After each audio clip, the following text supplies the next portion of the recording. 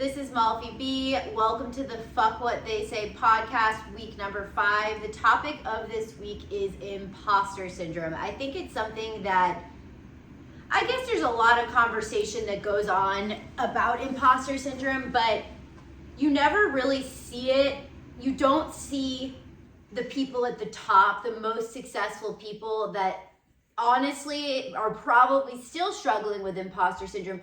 You don't see them having honest conversations about their relationship with imposter syndrome. So I think that it's just something that I want to put out in the open because I know, and I've had people say to me that like people create a version of you. They create whatever version of you they want to see. It's not, no matter what you do, people are going to create their own opinions and thoughts and feelings about you and see you however they want to see you. And more often than not, it's a reflection of how they feel about themselves. But also at times we put people on a pedestal and we idealize them and we think that their life is perfect. I know this happens to me a lot on social media. Like I've been really struggling with all of these people, seeing all these people on these amazing vacations in their happy relationships, like traveling the world, doing all these things that I want to do. And it's like, obviously I feel, it like just makes me feel not good enough. It makes me feel not good enough and you start comparing, and then it's like, you just have to remember that you have no idea what someone's actual reality is. And you have no idea how they actually, like, it may look a certain way, but social media is just so fake. It's so fake. And I really I'm determined to show more sides of myself. And I think imposter syndrome is something that has been coming up a lot for me recently. Like I was on a call yesterday and was talking about how I've struggled so much with imposter syndrome as an artist, as an entrepreneur.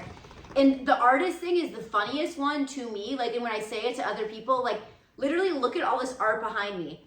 Why do I have a hard time saying I'm an artist? Or why did I have such a hard time saying I'm an artist? I still am struggling with it. Like I sometimes forget. I'm like thinking, oh, my art's like not good enough to be saying I'm an artist. Oh, like I want to be selling more paintings. That's what means I'm an artist. And it's like, no. I'm constantly having inner dialogue with myself because I'm a massive overthinker. And it's the reality is that our thoughts create our reality. And that's something that I feel like I've heard for so long, yet finally decided to start listening to it and have been trying to really reprogram my brain. And when I start, it's impossible not to have negative thoughts and self-doubt, but when you find yourself doing that, stopping yourself and saying, no, that's bullshit. That's the bullshit that you're telling yourself.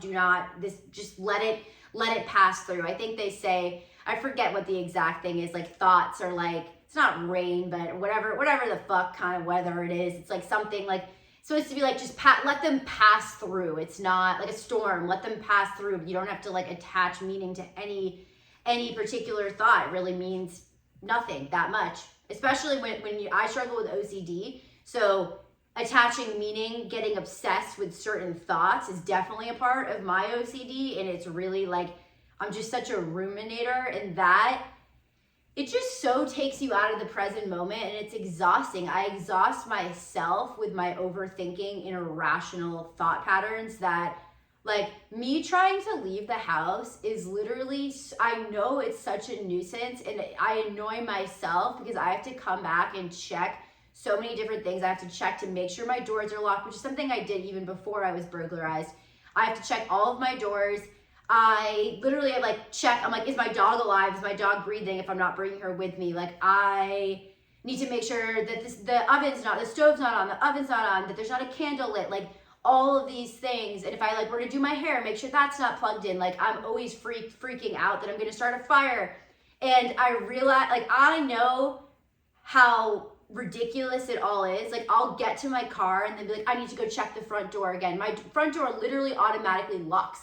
It automatically locks no matter what. Yet, and one time my neighbor ran into me and I'm out there like double, triple checking. I'll have to like count to like, I'll count to, I think it's like 4, I'll count, and then I'll be like, try it again, just to like tell my brain, like, you did it. Like, I know I'm performing compulsions right now. I'm well aware that I'm performing compulsions, yet I still do it over and over again. She saw me doing that. She's like, are you locked out of your apartment? I'm like, oh no, it's just my OCD. Like, here's my OCD, just triple checking the front door that auto locks. But I guess as I've mentioned at the beginning, mental health is always going to be a part of this, because mental health and mental illness is a huge part of my journey. So I couldn't be doing any of the things I'm doing without discussing how important mental health is to me, because it's something that I struggle with. Like, all the things that I'm doing, I have to do, it's not in spite of the mental struggles I have, but like, I have had to learn how to work with my mental struggles. And I think that that's something that like I feel that so many more people than really speak on it struggle. And I know it's just something that we still, I don't want to have the exact same conversation I've already had about mental health, but it's just something that we sweep under the rug, and we make it feel like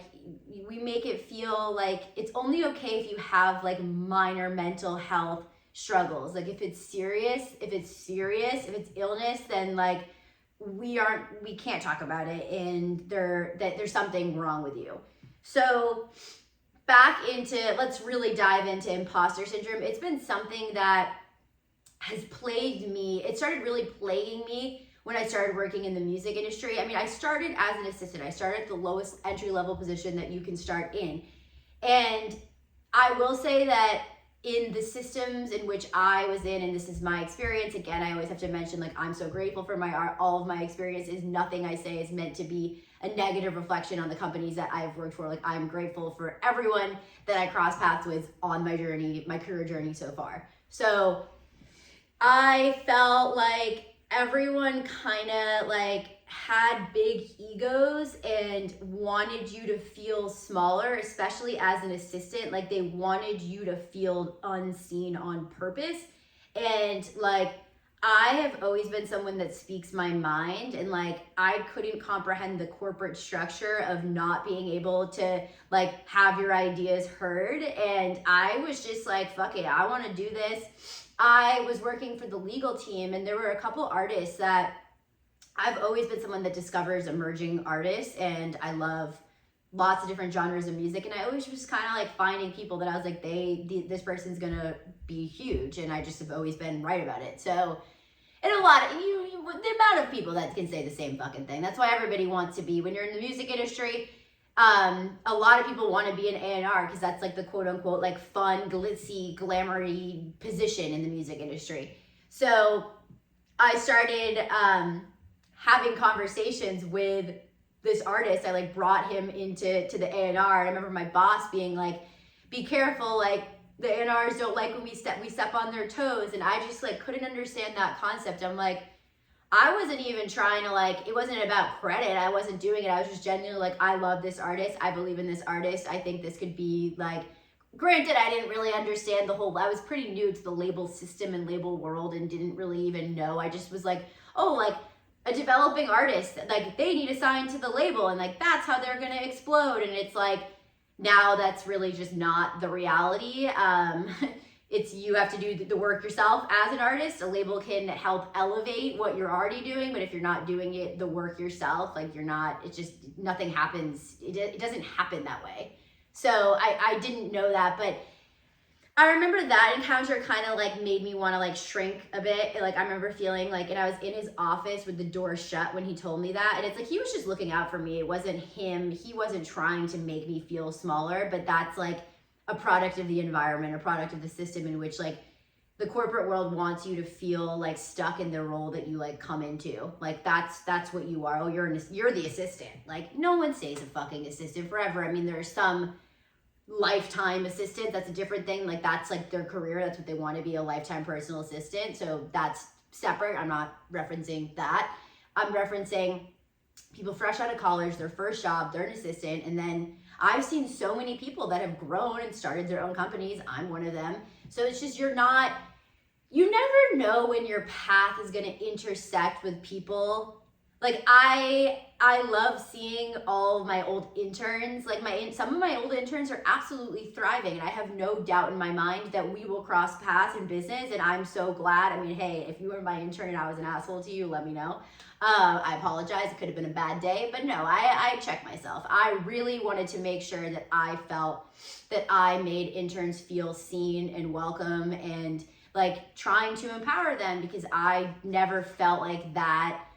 I guess I had one good boss, but she was only there for like 3 weeks of my internship. So she got a new job and was leaving like literally like 2 to 3 weeks into me working with her. But she could have been a good boss. But yeah, with imposter syndrome, it's something that kind of like silently chews away at your brain. And as someone with OCD, I feel like imposter syndrome is like one of my favorite like thought patterns to obsess about. And I guess I'm not like, I have never spoken about imposter syndrome with my therapist, so I don't know if I can 100% quantify it as a part of my OCD, but the way that I obsess over certain thoughts and feelings, that like, it just like makes them ruminate and permeate much, much longer than they need to. But I remember just like never really feeling like comfortable being fully seen. Like in my corporate office, I just felt like no one really wanted to like know me as an actual person and like hear my ideas. Like it's kind of like you sit there, that's your desk, and you just do what you're supposed to do over there, and like put your head down and do what you do over there.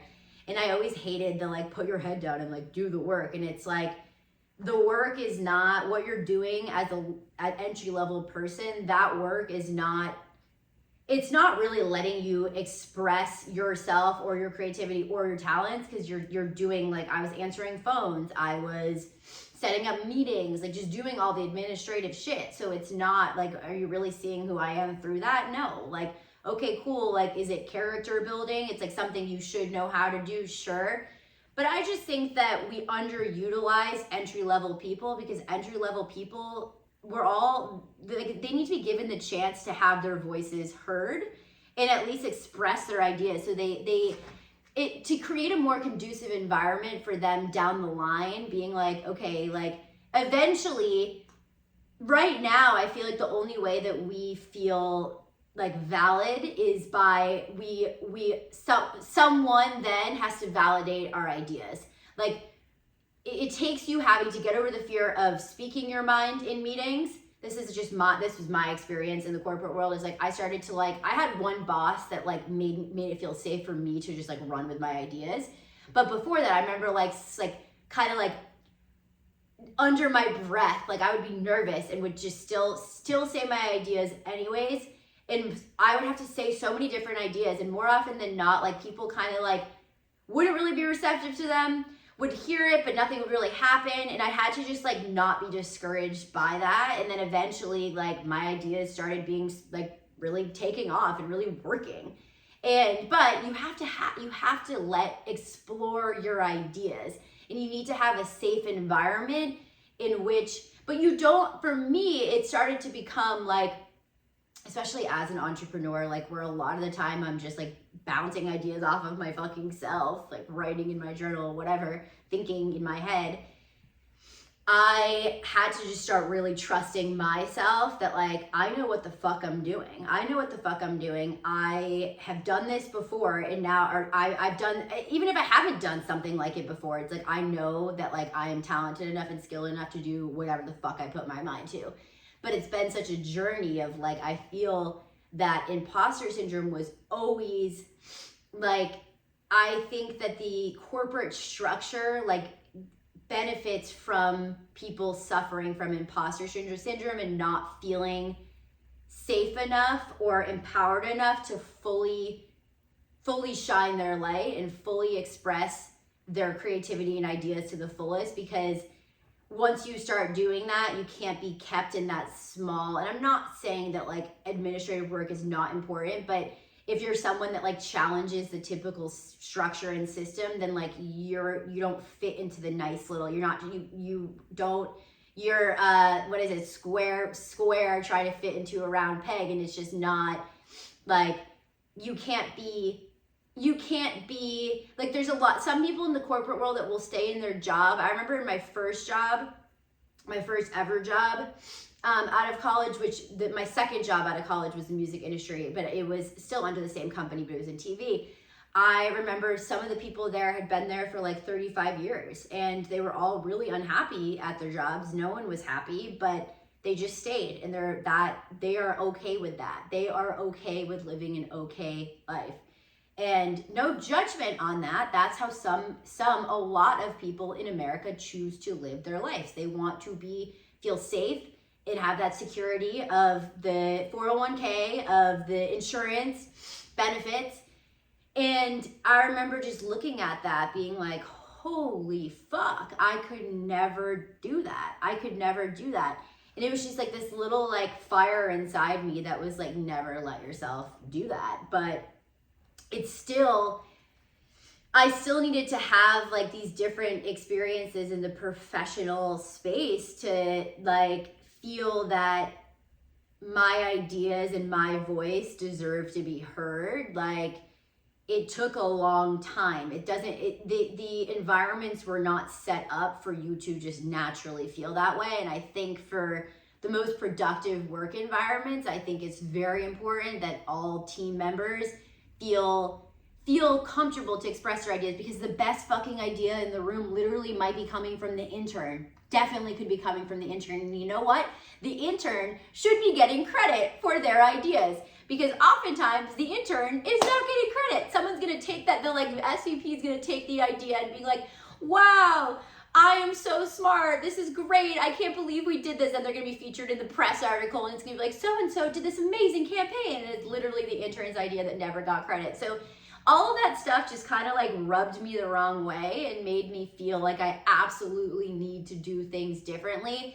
And I've had small teams over the course of my entrepreneurial journey. I really do want to build out a much larger team, and I really do strive to be a leader in which I empower anyone that's on my team to feel safe to express their opinions and have their voices heard, because everyone has something interesting to add. I don't care if you think you have nothing interesting to add. You have something interesting to add down deep in there that's been buried away because you've been silenced over and over again. Whether it was your upbringing, your boss, your brother, whoever that made you feel like your opinion was not important, that you suppress your opinions because of that. And then you're like, ooh, I shouldn't speak up about this. And then it just like, then you kind of start to believe that your ideas and your opinions don't matter. But that's not fucking true for anybody. I don't care if you're not a creative genius, you're not this or that. Your opinions and ideas could still be fucking amazing if you would let yourself bring them out of you.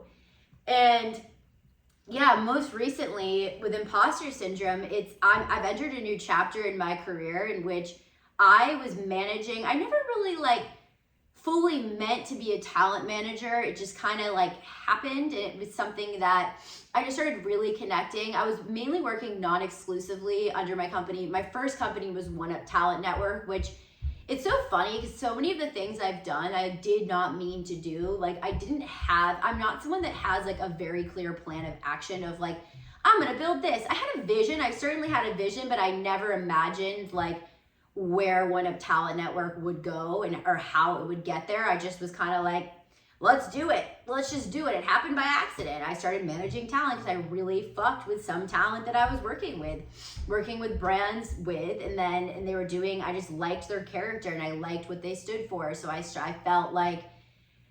felt like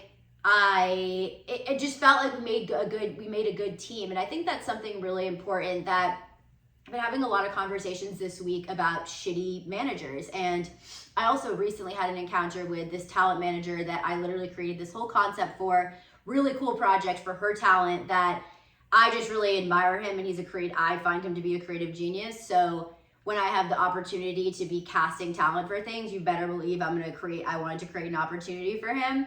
And the opportunity ended up getting watered down. It wasn't really the full concept that I had initially been planning and was really excited about. And the manager ends up trying to cut me out of the deal when I literally created this opportunity for her. Like there would have been no money, no relationship, none of this would have been on the table if I hadn't had this vision of doing this project and creating this synergy.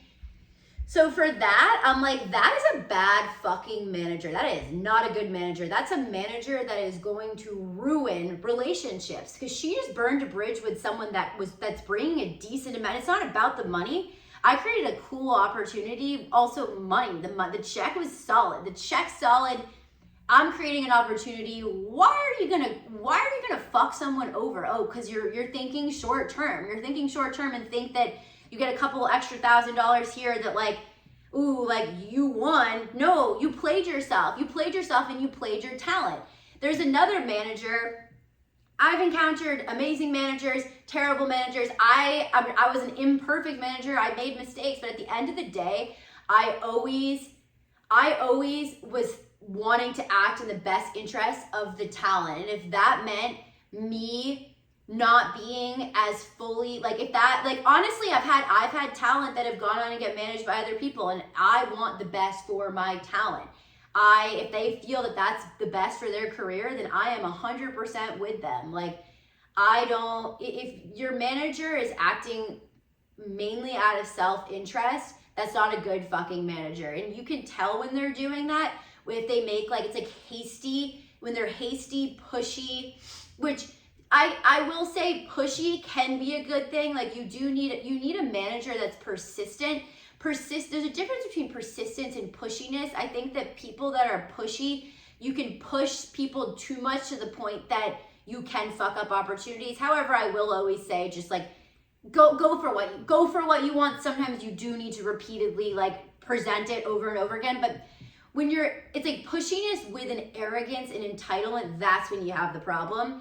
And I think a lot of times creatives and creators that have managers aren't really like, I think that you think that when you get a manager that your career is going to skyrocket and it's going to like be game changing for you, but don't actually realize how important who that manager is and what they actually care about and what their intentions are, which a lot of people aren't straight up about their intentions at this point in life anymore, this day and age.